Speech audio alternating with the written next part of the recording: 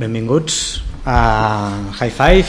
Avui presentem aquí la nostra nova app amb Undercover Lab, que és qui ens ha fet aquesta nova app del Bàsquet Club Morabanc Andorra, una nova app que va més enfocada a una nova imatge, a ser una eina per al soci i l'abonat, doncs, amb la informació més del dia a dia, més bàsica que pugui necessitar, vale? perquè pugui tenir tota aquesta informació amb un sol clic, diguéssim, no? Amb un sol tot de dit, i allà doncs, tindrà concentrat la informació, diguéssim, doncs, el que dèiem, el dia a dia, amb 4 inputs de notícies, 4 inputs d'imatges, 4 inputs de vídeo, una miqueta. Sobretot, el més important d'aquesta app és que fos una eina enfocada doncs, cap al soci, cap a l'abonat, i que tingués el seu carnet digital disponible doncs, el més ràpidament possible, perquè doncs, ara mateix el món va cap aquí i el carnet físic encara hi ha molta gent que se l'estima, però el carnet digital cada vegada hi ha cada vegada més gent que el necessita i ens ho demana.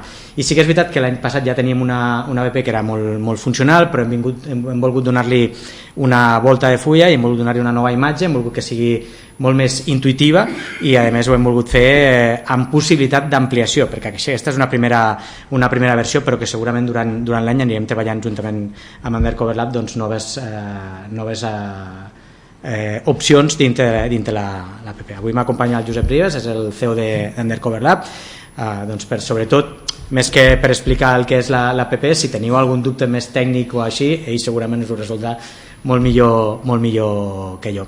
Si poses la presentació de la nova app, no sé si vols dir alguna cosa ara per començar i després ja posaré Simplement això, que el treball ja que ens unia des de feia temps amb el Morabanc Andorra, i l'idea era això, treballar tota la part d'estètica i més, s'ha treballat en conjunt amb vosaltres unes pinzellades molt específiques, i de la nostra part el que hem intentat sobretot és que el core, tota la part de darrere, sigui molt escalable, molt modular, perquè hi ha moltes idees que aniran sortint durant els següents mesos i necessitàvem que la base fos sòlida.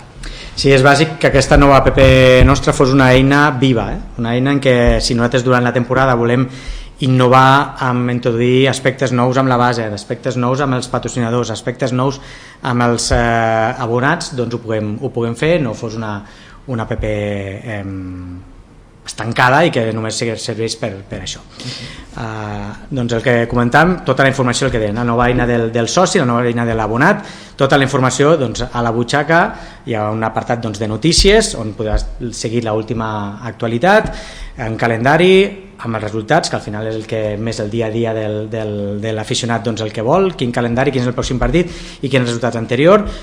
Un fet importantíssim és el carnet d'abonat digital, al qual hi podrà amb un sol clic, a més d'una manera com veieu aquí a la imatge de la presentació, doncs molt centrada.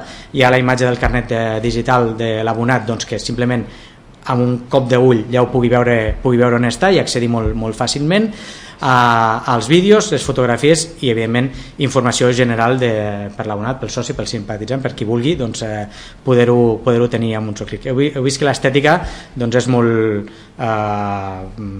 normaleta, tampoc no ens hem volgut complicar. La qüestió és que volem una app que respiri amb tocs de blancs, vull dir que tingui una imatge molt coherent amb el que nosaltres també estem utilitzant ara amb la nova campanya.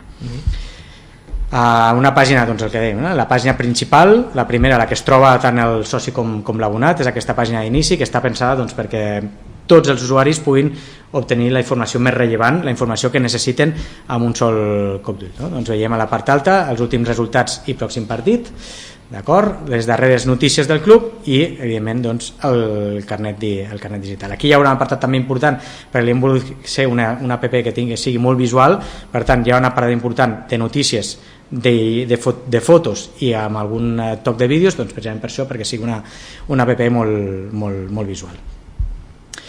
Els partits, doncs aquesta pestanyeta dels partits on visualitzat tots els partits, els resultats i el calendari. Al final estan tots el calendari aquí.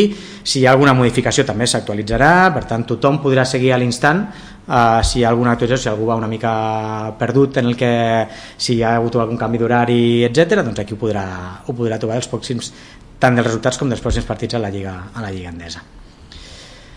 El carnet d'abonat digital doncs és aquest, accedirà amb la zona personal, amb el seu nom, amb el correu electrònic, la seva contrasenya, i podrà accedir i tindrà aquest QR, a més especificat la seva zona d'abonament, la seva fila, el seu seient i el QR respectiu doncs, que li dona accés. Si algú no se'n recorda de la seva contrasenya, l'ha perdut o el que sigui, doncs serà amb un sistema molt més fàcil del que hem fet fins ara. Sí, exactament. Fins ara a nosaltres ens arribava un correu electrònic i havíem d'enviar-li de nou aquesta contrasenya i l'havia de canviar i actualitzar. Nosaltres ara mateix, només que omplin aquest formulari, que t'has oblidat la contrasenya, directament és automàtic. La reps al teu correu i ja directament ja pots tornar a entrar. No has d'esperar que una persona ho faci. Per tant, en aquest aspecte guanyem molta agilitat. En l'espai de mèdia, doncs el que comentàvem, les fotografies, les notícies i vídeos. La qüestió és que no volem que sigui una reproducció del Flickr aquí, ni una reproducció del YouTube aquí, ni res, només que sí, tinguin pinzellades del que poden veure i trobar en altres xarxes que nosaltres tenim a la nostra disposició. Al final és, evidentment, una app ACB, doncs per un equip ACB, no? Al final el que som ara, el que hem tornat a la Lliga Endesa, per tant el que hem volgut fer és una nova, ja que estem dintre d'aquesta nova imatge, doncs fer-ho ens venia com superbé poder-ho fer en aquest moment. Sí que és veritat que si haguéssim volgut, no ens enganyarem, l'haguéssim pogut tirar abans també, però hem volgut esperar en aquest inici, doncs sobretot fa una setmana que els aficionats ja poden recollir els seus carnets i tot això, doncs ara ho podran tenir a la versió digital, que ja hi ha molts que ens ho han demanat, escolta, com podem fer? I els dèiem que esperessin una miqueta, que la tindrien aviat. Què han de fer per tenir aquesta nova app? Es pot o actualitzar la que hi ha o, si ho prefereixen fer d'una altra manera, eliminar la que hi havia i tornar a descarregar. Al final és el mateix, i està disponible ja des d'aquest moment, des del dia d'avui, tant a Apple com a Android, perquè se la puguin descarregar. Evidentment, qualsevol dubte poden trucar al club i preguntar i resoldre els dubtes que tinguin d'aquesta aplicació. Nosaltres aquesta presentació la posarem a la disposició dels aficionats perquè la puguin tenir i consultar, però que evidentment per això hem creat altres canals també d'informatius com el Telegram i Instagram, doncs que poden allà consultar i si tenen alguna pregunta els resoldrà pels canals habituals i a part per aquests dos canals nous. Si teniu alguna pregunta sobre aquesta nova app del Morabanc Andorra. Es pot comprar entrades des de l'aplicació?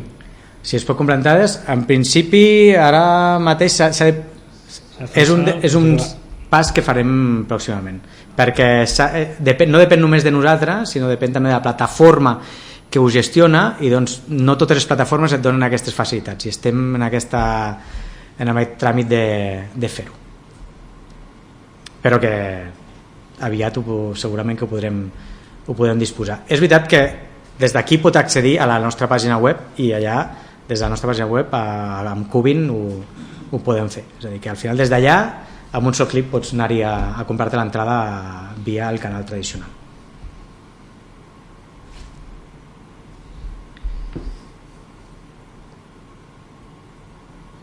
Una pregunta més?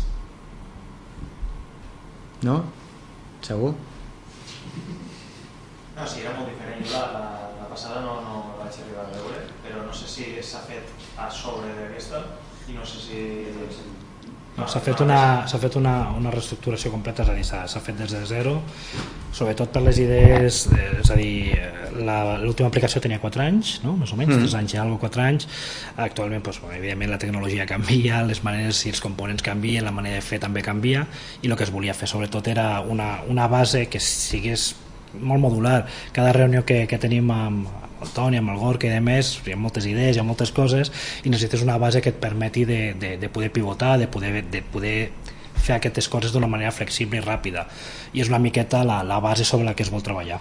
Sobretot el que buscàvem és no tant a nivell de disseny, que també de ser un disseny molt més net, molt més visual i accessible, però el que volíem és que fos una app viva, com comentava abans, que fos que la puguem modificar i que si necessitem anar a Undercover Lab i dir-li escolta, vull fer aquesta secció per la base, etc., doncs la puguem fer d'una manera ràpida i no tenim... Vosaltres teniu molt control, actualment podeu fer moltes coses directament sobre la pròpia aplicació, que és una cosa que volíem que justament el club fos molt autònom per treballar amb els continguts i tot el que hi ha dintre l'aplicació. I després és la idea aquesta, que si es té que fer alguna cosa que sigui ràpid, que sigui possible, que no tinguem que dir al Borja o al Toni, sí, això ens ho mirem i la temporada que ve ho fem. No, la idea exacta és aquesta, que si ho puguem dintre dels terminis que es necessiten tecnològicament parlant perquè això sigui viable dintre l'aprovació d'Android o d'Apple, que també dels seus terminis, doncs puguem tenir-ho en un moment, en uns dies i un temps determinat, però que no sigui una cosa que ho hem de veure per la temporada vinent. No, això no serà així aquest any amb aquesta nova app.